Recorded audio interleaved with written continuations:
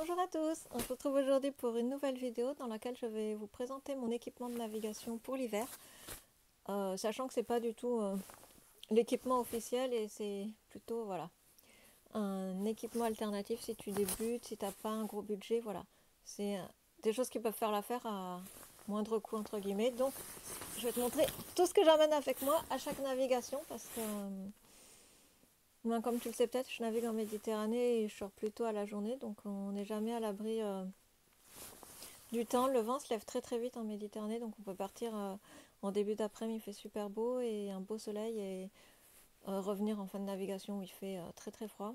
Donc c'est peut-être mon premier conseil que je pourrais te donner si tu sais pas comment t'habiller en hiver. Il vaut mieux te couvrir un peu plus et mettre plus d'épaisseur et enlever des couches au fur et à mesure si tu as trop chaud, que d'avoir froid en navigation. Enfin, moi je sais que c'est quelque chose, comment dire, j'aime pas du tout avoir froid en navigation, donc notamment à cause de ma maladie génétique, mes articulations, mais ça va me réveiller beaucoup plus de douleurs et de douleurs musculaires et articulaires. Donc j'ai la chance déjà de ne pas avoir le mal de mer, donc c'est vrai que le froid va pas jouer là-dessus, mais par contre ça va jouer au niveau articulaire, donc je préfère avoir bien chaud, quitte à me déshabiller un peu sur le bateau, que voilà, d'avoir trop froid et d'être inefficace à moitié de la navigation, parce que une fois que tu es au milieu de l'eau, si tu as besoin d'aller chercher une veste, il faut que tu rentres chez toi et que tu refasses la navigation arrière. Donc voilà. Donc ça c'est le premier conseil que je peux te donner si tu sais pas trop comment t'habiller. Il vaut mieux te couvrir et enlever des épaisseurs que l'inverse. Et donc je vais enlever tout ça et te montrer dans la suite de la vidéo tout ce que j'emmène avec moi. A tout de suite. Coucou, on se retrouve donc pour la suite de cette vidéo. Donc là en fait je te montre la première couche de vêtements que je mets en navigation. Il faut savoir que du coup pour pas avoir froid, l'astuce que je peux te conseiller c'est de superposer les couches, d'empiler les couches de vêtements pour vraiment bien isoler du froid. Donc la première couche que je porte c'est un espèce de t-shirt à manches longues et des collants de chez Uniqlo qui s'appelle E-Tech. C'est une matière en fait qui au contact de la peau va vraiment te tenir chaud. Donc c'est la première couche de vêtements que je porte. Pour les sous-vêtements, je te laisse faire ce que tu veux, tu choisiras ce que tu as envie. Mais voilà, du coup j'ai les collants et le t-shirt à manches longues comme ça de Uniqlo.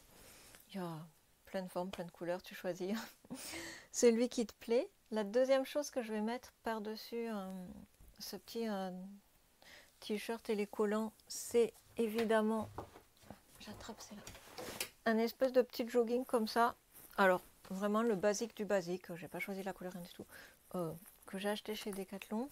Mais l'avantage de ce jogging en fait c'est que, je sais pas si tu vois, mais tout l'intérieur, que ce soit la veste ou le pantalon de jogging, est doublé en polaire.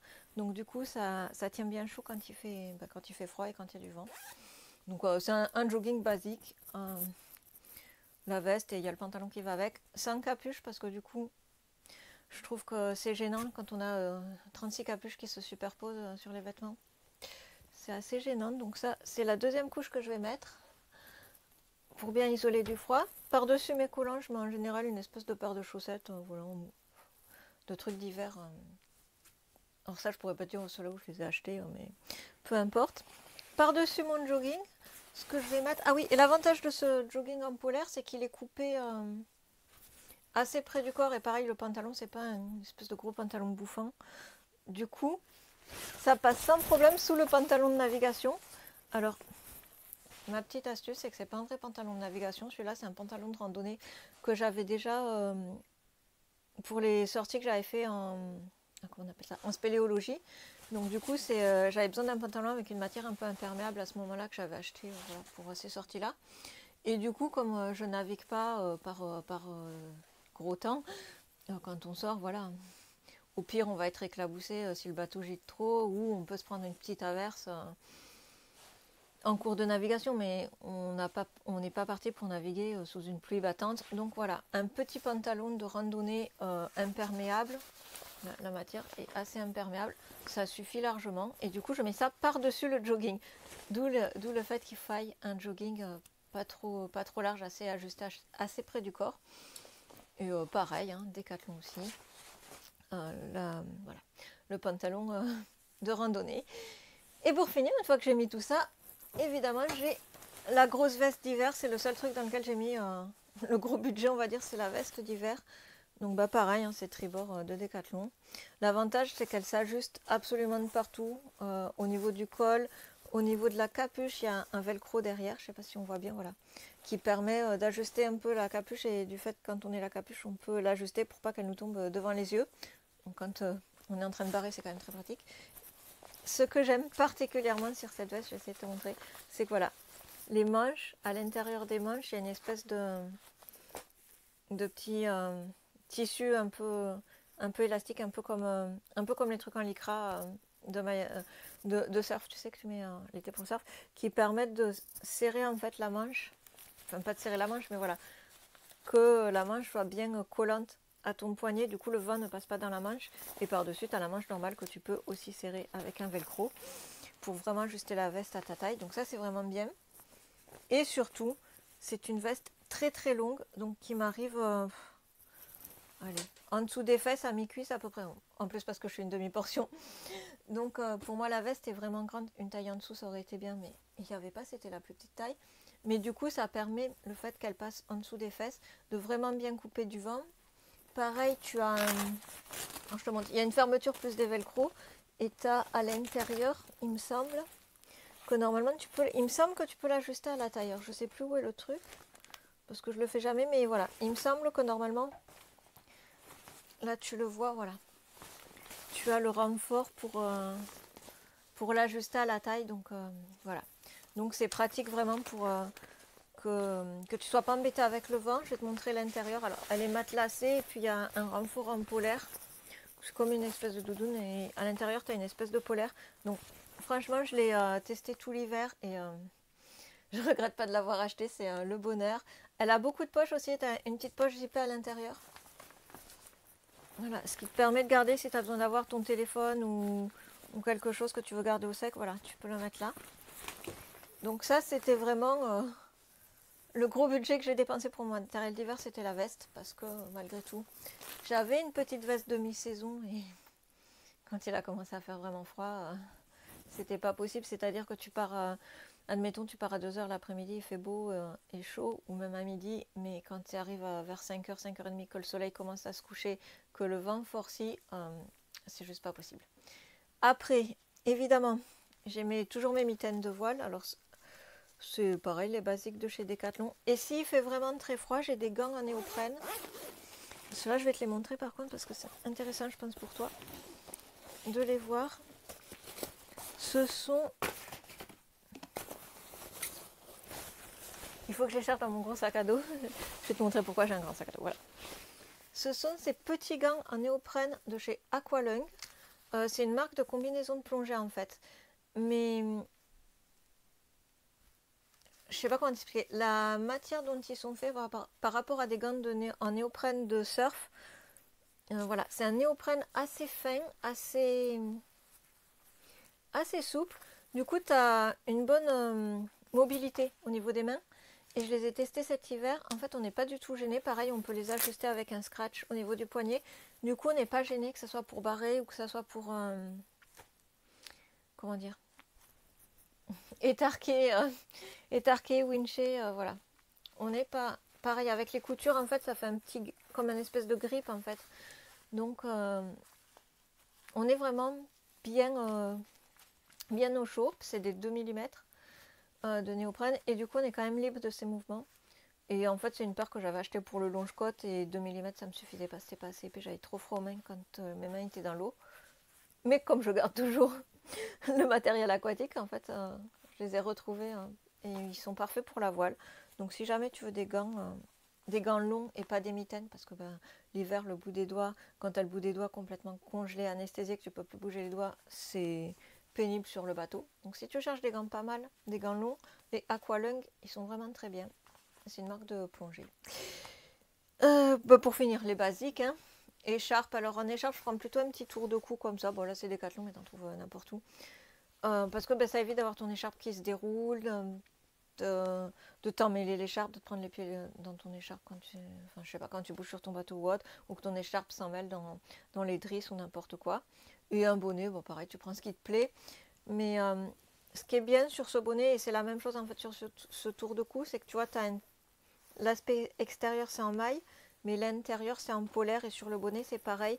Du coup, ça fait quand même si tu as le vent qui tape, t'as pas le vent qui passe entre guillemets à travers les mailles de ton bonnet et tu es bien au chaud. Parce que je trouve que l'hiver en bateau, avoir froid à la tête, c'est peut-être le meilleur moyen en fait pour avoir le mal de mer, pour être pas bien.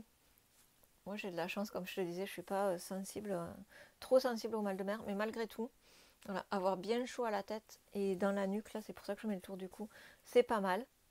Du coup c'est la technique de la natte pour les navigations, c'est pas voilà, exceptionnel, mais du coup ça permet de tout avoir dans le bonnet. Et pour finir, enfin pour presque finir, les lunettes de soleil, même en hiver, polarisées pour éviter les réverbérations sur l'eau, pour éviter de se péter les yeux sur l'eau. Et ça, je les ai tout le temps avec moi, mes lunettes polarisées. Alors moi, je les ai achetées dans comment ça s'appelle, un magasin d'optique parce qu'elles sont à ma vue. J'ai de la chance de ne pas avoir de gros problèmes de vue, donc ça ne m'handicape pas du tout pour le bateau. C'est juste une petite correction pour lire écrire, mais du coup, voilà. L'ophtalmo m'avait prescrit des lunettes à ma vue et polarisées. Impératif qu'elles soient polarisées pour le bateau, même en hiver.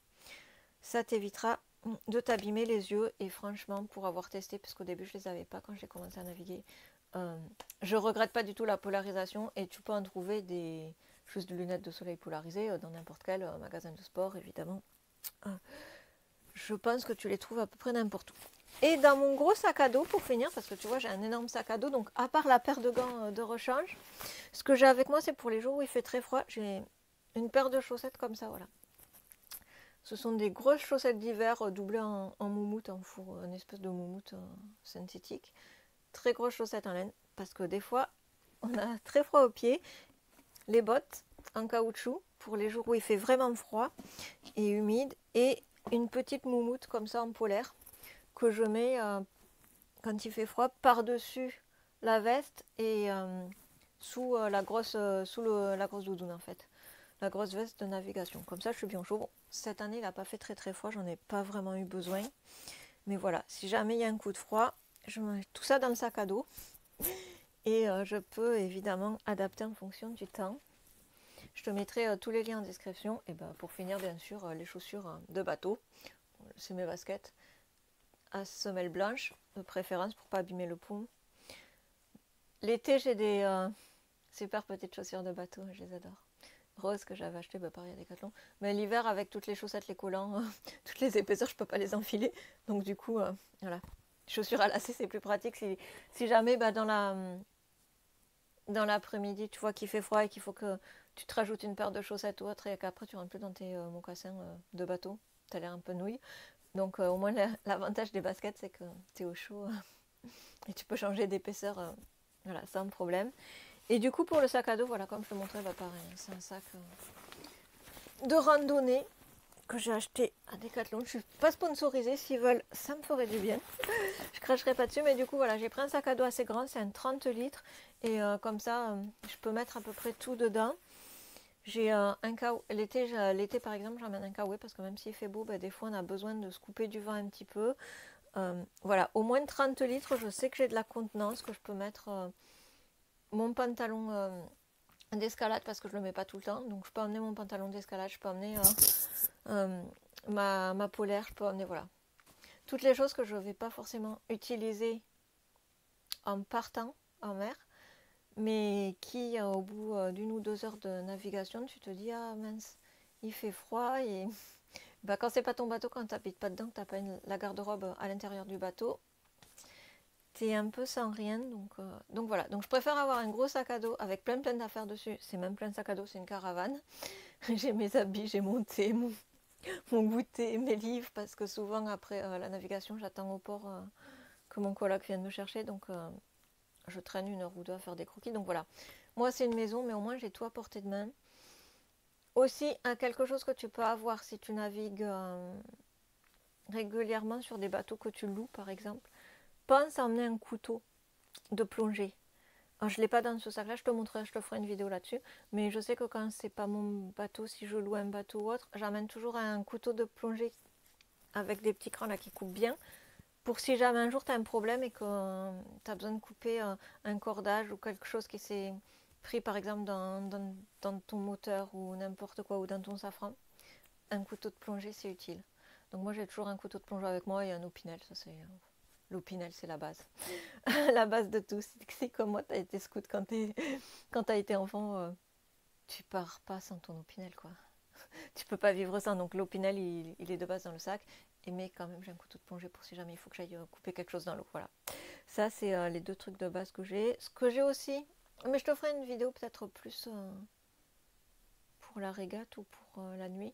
J'ai aussi une petite lampe frontale où je peux choisir 3 intensités et dont une qui est à lumière rouge. Et ça c'est hyper pratique quand tu navigues la nuit et que tes yeux se sont habitués à l'obscurité mais que tu as besoin de regarder un truc avec ta petite lampe. Le rouge ça évite que tu te reprennes la lumière blanche dans les yeux, que tu sois ébloui et que tu remettes un temps avant de t'habituer à l'obscurité. Donc ça c'est pratique. Mais je te montrerai tous mes accessoires, on va dire, si tu veux, de navigation sur une prochaine vidéo. Mais je pense qu'on a déjà pas mal fait le tour de la tenue d'hiver. Donc voilà, j'espère que cette vidéo t'aura intéressé et surtout qu'elle t'aura montré que tu n'as pas besoin de dépenser des fortunes et tu n'as pas besoin d'acheter la salopette à 150 € pour commencer en fait. C'est que tu peux commencer à naviguer avec des petites affaires basiques, on va dire, parce que je pense que honnêtement, le jogging, je l'ai acheté à la rentrée. Pense à la rentrée scolaire pour les équipements, parce que c'est là où tu as tous les équipements de tous les sports, parce que tu as tous les gamins qui commencent à faire le sport à la rentrée, à l'école ou autre. Ben, le jogging, je l'ai payé 10 €, je l'avais acheté en urgence en plus avant d'aller à une régate de nuit. Et je me suis dit, je vais me cailler, il me faut une épaisseur en dessous. Et c'est à ce moment-là que j'ai acheté le jogging en polaire. Donc voilà, 10 €. Le pantalon, pareil, il a dû me coûter 10 €. Je te dis, ce qui m'a coûté le plus cher, c'est la veste. Et je crois qu'elle m'a coûté entre 60 et 80 €, je me souviens plus. Je te chercherai tous les liens sur les divers sites. Alors peut-être pas le lien de mes baskets parce que c'est une paire de baskets basique. J'ai juste fait attention à la semelle blanche, ni le lien de mon bonnet ou de mes chaussettes, on s'en fiche. Tu prends ça où tu veux. Mais par contre, si tu veux les liens des e-tech, je te mettrai pas tous les e-tech qui existent chez Uniqlo, il y en a trop. Mais un pour te donner une idée. Et après, je sais qu'il y a des sous-vêtements plus spécifiques pour la voile. Mais voilà, comme je te disais, dans la mesure où tu navigues juste en journée ou un week-end ou quelque chose comme ça, de temps en temps, tu n'as pas besoin d'investir pour l'instant des centaines et des centaines d'euros dans un équipement. Le jour où tu feras, je sais pas, une transatlantique ou une transpacifique, là peut-être que tu auras besoin d'un matériel beaucoup plus approprié. Mais si c'est juste pour des petites navigations à la journée ou week-end, tu peux commencer avec un équipement basique et t'équiper au fur et à mesure en fait de plus en plus. Donc voilà, c'était pour te donner quelques idées si jamais tu sais pas trop quoi emmener quand tu navigues l'hiver. Mon meilleur conseil, mes 2 conseils à retenir, en fait, c'est superpose les couches. N'aie pas peur de faire un sandwich là, d'empiler tes couches, tu fais un petit sandwich. Et, et il vaut mieux s'enlever des couches sur le bateau que l'inverse, en fait. Parce qu'une fois que tu commences à avoir froid, même si tu te recouvres, des fois tu mets du temps à te réchauffer malgré tout. Et c'est là où tu vas être pas bien, où tu vas être moins efficace, moins attentif, du coup, si tu as froid.